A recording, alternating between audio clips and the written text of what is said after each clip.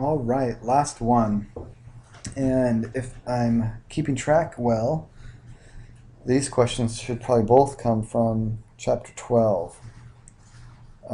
They are pooled, so you might not get the exact same two I get here, and they're algorithmically generated, but I would expect them to both be from the topic of um, one way analysis of variance. So actually, let me go ahead and go to the one-way ANOVA. This is page 601 where the discussion started. There actually is a video there. And it reminds me that there's a phrase that sometimes we use when we're talking about failing the initial decision criterion to either reject the null hypothesis or fail to reject it. And it was, if the p is low, the null must go. So if the p-value is less than or equal to alpha, then we reject the null. So if the p is low, the null must go. And then another one is, if the p is high, the null will fly. So we fail to reject it. We let it fly. Anyway, so what's this question say? It says the um, the data show the number of viewers for television stars with certain salaries. Find the regression equation, letting salary be the independent x variable. Find the best predicted number of viewers for a television star with a salary of $6 million.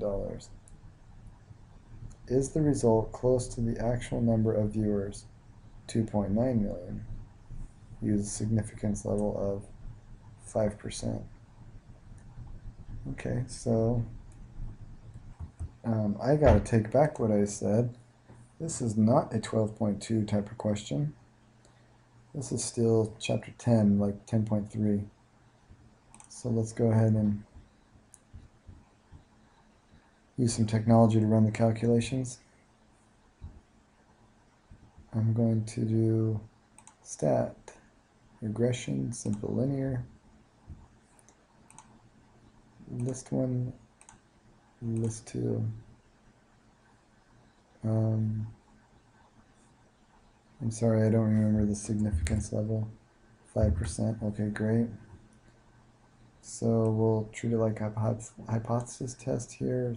Level is 95%, so alpha is 5%. We'll fit that and compute.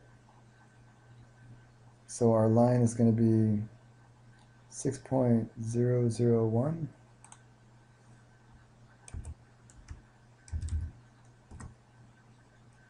That's your b sub 0 value. And negative 24 thousandths.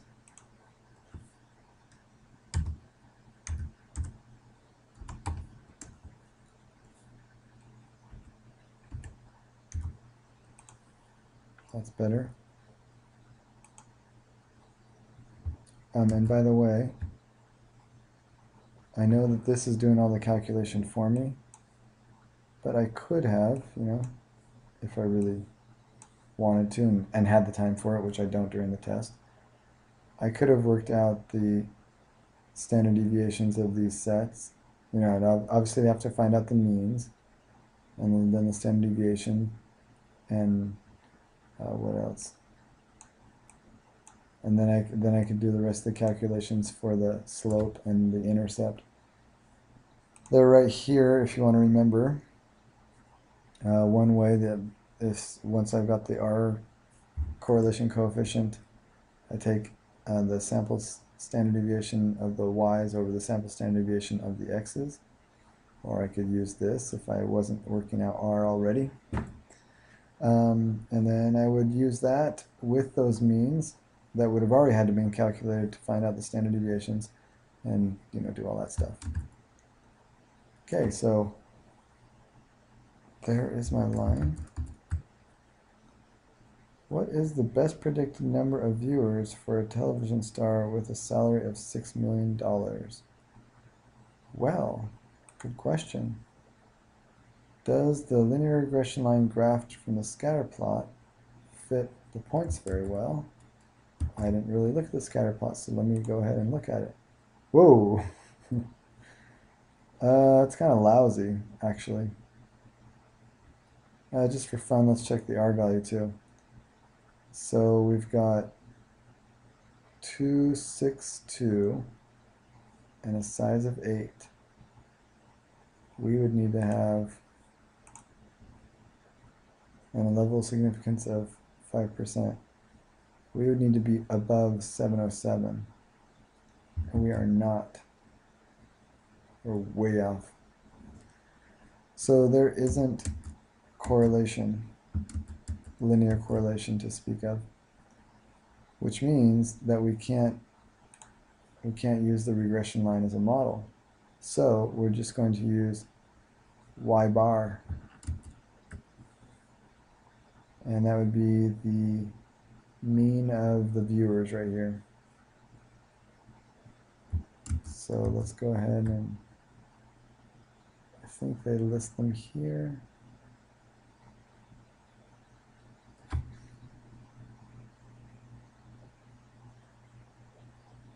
Okay, so I'm not seeing that.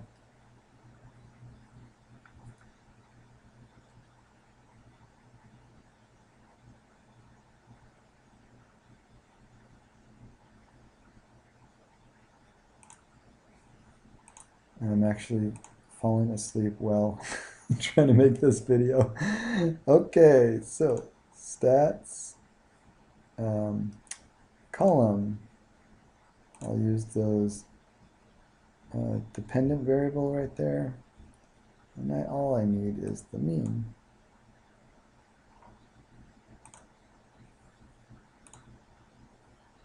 $5.25.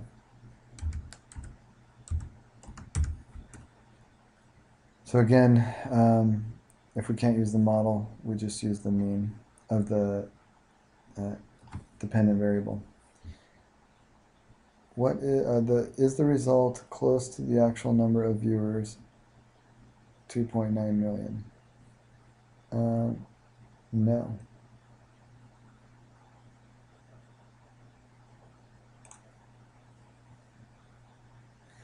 If I actually would have used the line, I'm interested. Would have had negative 0.024 times 6 million plus 6.001, and I would have had 5.857 using the regression line and actually plugging in the 6 million there for the dependent variable, and for the independent variable. Anyway, but I shouldn't be doing that. I should be using the mean y bar. Okay, so I would say no. Let's do number 36. This one has got to be one-way ANOVA. You'll notice that there wasn't any 11.3, and that's because we are not going to see 11.3 on the actual final. You could have, well, you will have fewer of some of the other questions, and I could have maybe 2 from chapter 12, from section 12.2, or I might not. I might just use this one, but it's a pooled question, so it might not be the exact same, but something in the topic of 12.2. All right, weights in kilograms of poplar trees were obtained from trees planted in a rich and moist region. The trees were given different treatments identified in the accompanying table. Use a 5% significance level to test the claim that the 4 treatment categories yield poplar trees with the same mean weight. See, there's that key for you that it's a one-way ANOVA, because that's what we're doing for that. This is when you have 3 or more populations have means that are all equal, right? Okay. Is there a treatment that appears to be most effective? Let's look.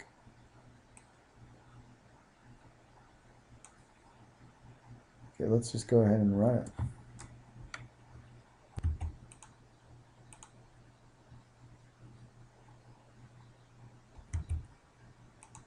Stat ANOVA, one way.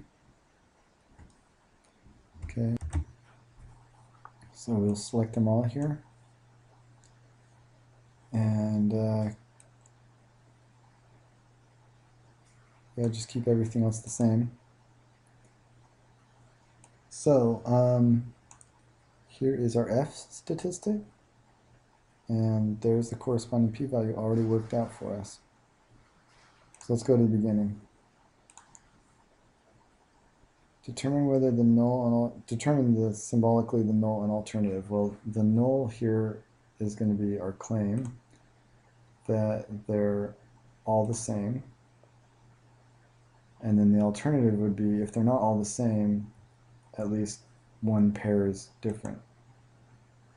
So at least 2 of the population means are equal. No, at least one of the 4 population means is different from the others. Yeah. So the F statistic, it's already got worked out here. You can copy and paste that. Round it to 4 decimals. P-values worked out. Round it to 4. Okay, now our claim is the null in this case, and our claim is that they're all equal, so the claim does contain the equality. If the claim contains the equality, then we use the decision criterion to say the null must, if P is low, the null must go. If P is high, the null will fly. In other words, if P is greater than the significance level, then we'll fail to reject. And I think that's where we are in our problem. So P is high enough, since our level of significance is 5%. So P is high, that means the null will fly, meaning we will fail to reject the null. We won't reject the null. And since the null was our claim, well, let's come down here and find out. We're either going to be A or B. I don't know why that one's highlighted. Maybe it's a sign. Actually, it is. I think it is. So I'm going to go to the wording chart. This is one way, or you can go to the wording chart on the review card here. Okay. Does the original claim contain the equality? Yes, because our claim was the null. So we're going to be here. And then we failed to reject the null, so there is not sufficient evidence to warrant rejection of the claim. And again, you could have done it, could have done it off the flow chart too. All right, so failed to reject the null. There is not sufficient evidence, or there's insufficient. There's not sufficient evidence to warrant rejection of the claim. Good, so we're not rejecting the claim that they're all equal. So we will say no one treatment method seems to be more effective, because they're pretty much all equal, right? Now, if you wanted to do those parts by hand, that's fine. But there is that tool I already showed you. It's under Stat ANOVA, one way.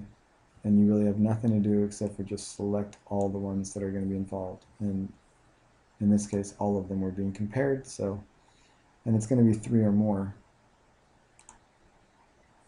Let's check our answers here, 35 and 36. Ah, gee. Okay, so 36, the last one, the ANOVA one's fine. Is there a typo or a rounding error on 35?